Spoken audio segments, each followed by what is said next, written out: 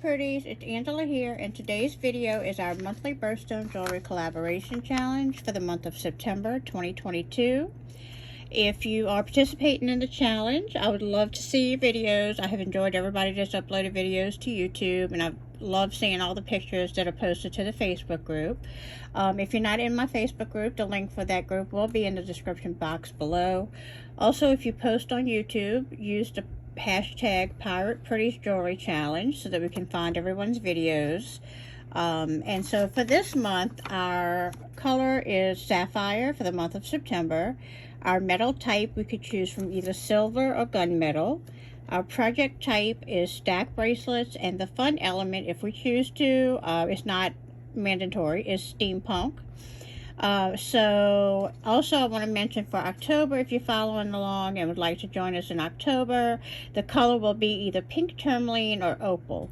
It does not have to be real genuine gemstones, of course. It can be just the color of a pink tourmaline or the color of opal.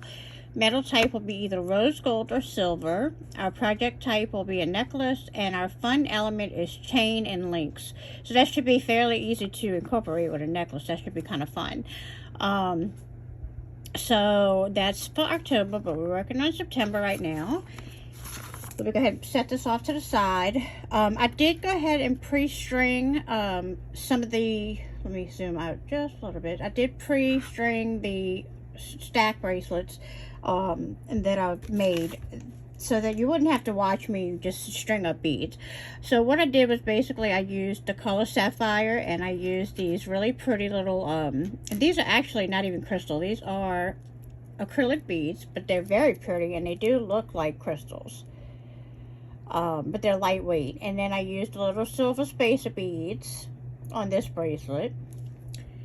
On this one, I've put it on stretch cord, 0.8 stretch cord. This one I did a lava stone fish and a little silver spacer beads. I can't speak today. And the sapphire little crystals or acrylic beads, but like I said, they look like crystals. Then on this one I did a bail because I'm going to attach a little starfish, and then I used some bead caps to frame the little beads and the little silver spacers in between. So when I make stretch bracelets, or when I make stack bracelets, whether they're stretch or clasp, it doesn't matter. I like to make, because you go up the arm and your arm gets a little bit wider, I like to make them different lengths just so that it's easier to stack. So I'm going to go ahead and then I also have this fun steampunk element that I'm going to make a different bracelet. It's not part of the stack, but it is a fun little bracelet that I'm going to put together right quick for you. And so I did make this little piece here. It was just a bunch of, I had like a big assortment of steampunk pieces, and I just glued them on top of each other and made my own with the silver and the different metal. It's a mixed metal color. They had the brass and the gold and the silver, and the gunmetal is here on the chain. Alright, so what I'm going to do here is I'm just going to go ahead and stretch my stretch cord, because whenever you're doing a bracelet or anything on the stretch cord, you always want to pre-stretch before you tie off. So I'm just giving that a little tug on each end. And I did put my bail here on the end because I wanted that big hole to hide my knot. And then let me see if I can do this down here where you can watch me do my knot. So I'm just going to go ahead and first just make a knot, a regular old knot, pull it a little tight. I told you how I can't speak today. Alright, and then I'm going to go ahead and do a surgeon's knot, loop it around twice, and just making sure that that is right on top of that other knot. And because I have now, if it was just one of these where I have a smaller hole like by the lava bead, I would probably stop there. But since I have a really nice big hole, I'm going to make sure that that doesn't come apart. So I'm going to go ahead and tie a couple more knots. Like I said, I have a really big, nice big space to hide that knot in. Alright, so I think I've tied it about 4 or 5 times. So I'm going to go ahead and cut that off. Right there, and then I'm just going to pull that over into the middle of that little bail, and then we'll add our little starfish on in just a minute. So I'm going to take my next one that's already pre-strung, And again, I'm going to stretch it out.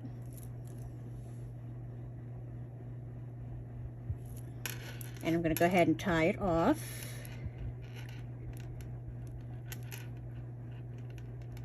Right in between the fish and the... it was funny when I was making this, I was like, I was calling them bubbles. I said, oh, I got 2 more bubbles and then a crystal. 2 more bubbles and then a crystal. These little silver spaces reminded me of like the little bubbles coming out of a fish's mouth. So I thought that was kind of a fun thing.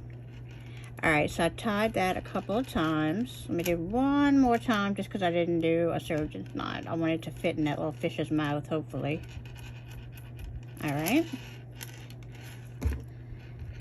Going to snip that off. And you can always put a little dot of GS Hypo Cement glue. And I may go back after and do that. I usually do. I just hate to pull that little cap. Those little caps are so hard to get back in. But anyway, I did hide my string in that little fish, so that's my second one. And then this one, like I said, I just kept it simple with the little bubbles and the crystals. And I'm gonna go ahead and pre-stretch it again. I love stretch bracelets. That's like the easiest thing to go to, that and magnetic clasps. I find when I have to have a hook or like a clasp that I have to hook myself and nobody's around, I tend to grab for my stretch bracelets more than anything. They're just easy. Okay, so now this one does not have a huge hole, so I think I'm gonna tie it one more time and see if I can get it to fit in that crystal bead. If not, it's not the end of the world. I mean, I can put that towards the back if it shows at all, but it may not. Let's see if I can get it into that crystal. Wiggle it in there. Yep, there we go. So now I just have to get a jump ring. Let me grab that. Just grab a little small jump ring. Excuse me, and add my little starfish. And now we have a whole little ocean themed stack bracelet. I need to grab my other pliers. Those are not the ones. Definitely makes a difference which tool you grab. Alright. And so I just put this the hole went through the top to the bottom. I just put it on a little head pin. And I'm just going to attach that to that little bell right there. How cute is that? My birthday is actually in September, so my birthstone is sapphire, and I love blue. Blue is my absolute favorite color. Alright, close that up. My little starfish is on there. Now, I would put this one at the top because I made that one a little larger. Put my little fishy in the middle. Look how cute that is. And then put the this one here and with a little starfish dangling. And that is my stack bracelet set for September. Now, like I said, I didn't incorporate the steampunk in this set because I wanted to use these beads that I used with the fish and the blue and all that kind of stuff. So I didn't feel like that, you know, obviously it was not steampunkish, it's more sea themed. So I went ahead and I said, well, I'm gonna do another project, and I could actually get more chain and you know, layer up other pieces with this, but this is gonna be like my main bracelet piece for the middle. And I did kind of judge the size of it, and I think it's a really cool focal piece for a bracelet. So now all I really need to do is get me some jump rings and start attaching this. And what I tried to do when I was making this was leave a little bit of an opening here so that I can put my jump ring through and attach it to the chain. All right, let me get my jump ring opened enough. And I know I mention it all the time, but when you open your jump rings, you want to open it forward, front to back, and not pull apart because it will misshapen your jump ring. All right, so I'm going to finagle this and finesse, hopefully. I think I have to open it just a little bit wider. Okay. And so I am going to put this here, add my chain, close this back up. And then we have, that's pretty cool. I like that. I thought the circles gave it a nice touch to the steampunkness of it. If that's, you guys know that's probably not a word, but that's okay. All right, so now I'm going to do the same thing on the other side with the chain. I love the fact that this is all different kind of metals mixed. I like the mixed metals, especially with steampunk. You definitely want the mixed metal, in my opinion. That's just my opinion. But, okay, so let's see. Let me put this chain on this side. All right. Now, let me make sure that, oh yeah, it's going to definitely be big enough. I hope it's not too big with the clasp. We'll see.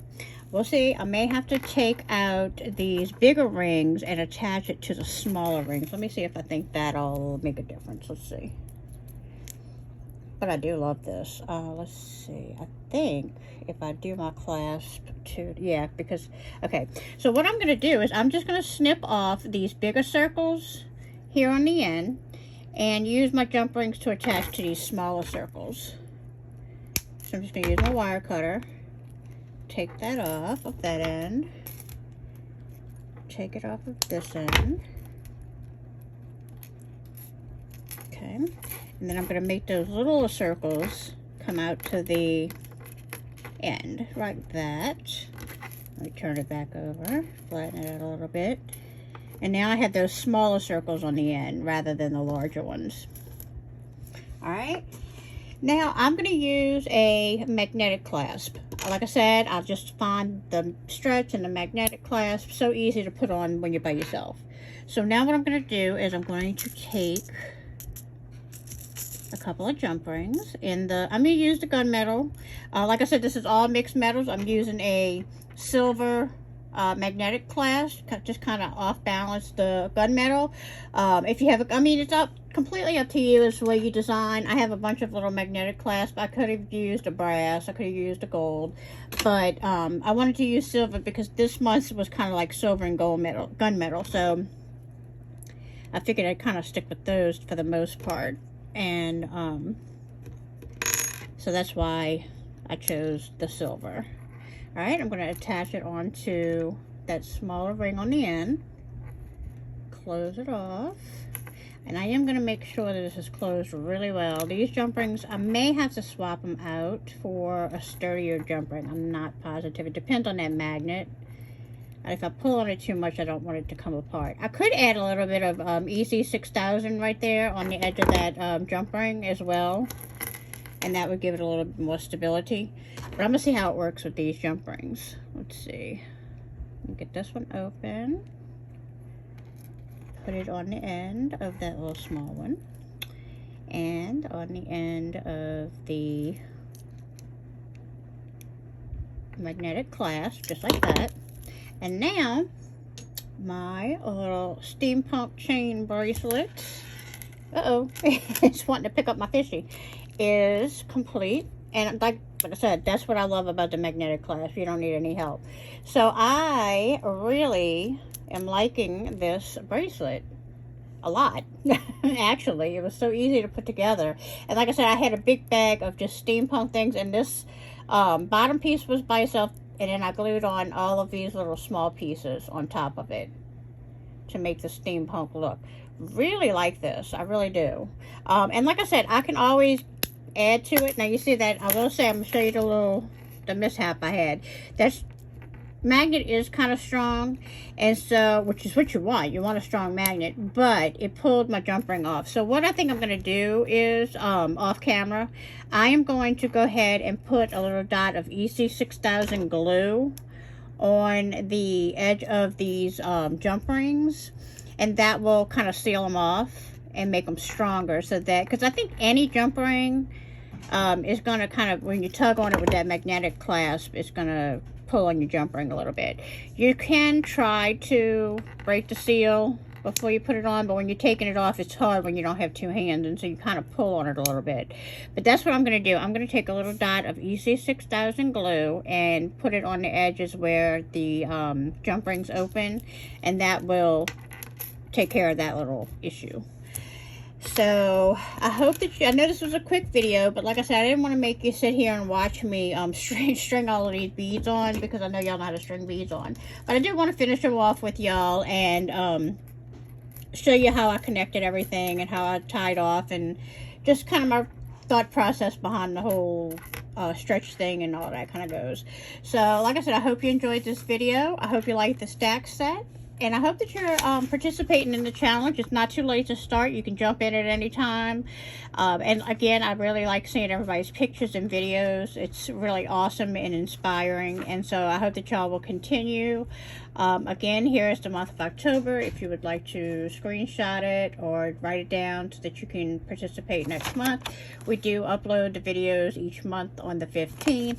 And once I upload my video in my Facebook group, I have an album of all the different pieces that I've created for each month, and under that you can comment with your pictures, and so I do enjoy seeing everybody's pictures. Alright everyone, I hope you enjoyed this video. If you would, please give me a big thumbs up and click on subscribe if you haven't done so already. And I'll see you next month. Bye!